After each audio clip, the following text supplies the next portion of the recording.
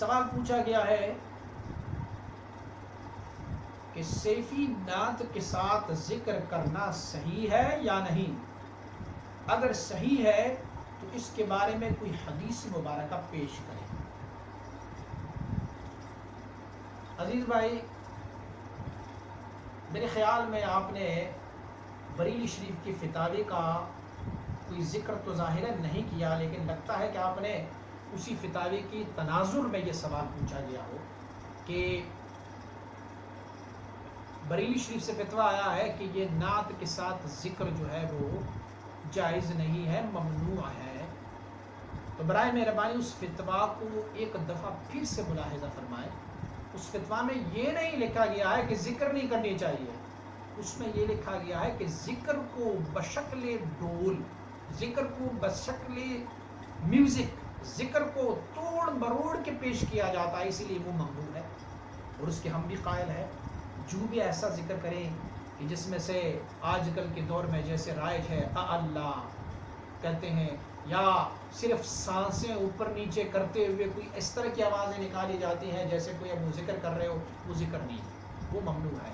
بقیہ ذکر کے بارے میں حدیث کون سی حدیث آپ کو بتاؤں؟ ذکر کے بارے میں تو ہزاروں حدیث موجود ہے کہ ذکر کرنا چاہیے۔ ہاں، اگر آپ کو اللہ کی ذکر سے اختلاف ہے تو یہ الگ بات ہے، لیکن ذکر کے بارے میں تو ہزاروں حدیث موجود ہے کہ حضور تشریف لائے، قال صحابہ اکرام کو فرمایا، میرے صحابہ اذا مررتم بریاض الجنت فارتعوا، جب آپ جنت کی باغیچوں پر سے گزرو گے تو ان میں سے کھایا پیا کرو۔ قالوا وما ریاض الجنہ، جنت کی باغیچے کیا ہے؟ انہوں نے فرمایا قال حلق الذکر، ذکر کی حلقے، ذکر کی حلقے۔ اس سے ثابت ہوتا ہے کہ وہ ذکر بالجمع تھی، جمعیت کے ساتھ تھی، تو اس حضور کا اشارہ اس طرف ہے۔ فلہذا نعت کے ساتھ ذکر میں کوئی اختلاف نہیں ہے، لیکن تلفظ اور لہجے میں اختلاف ہے، ہمیں بھی اختلاف ہے۔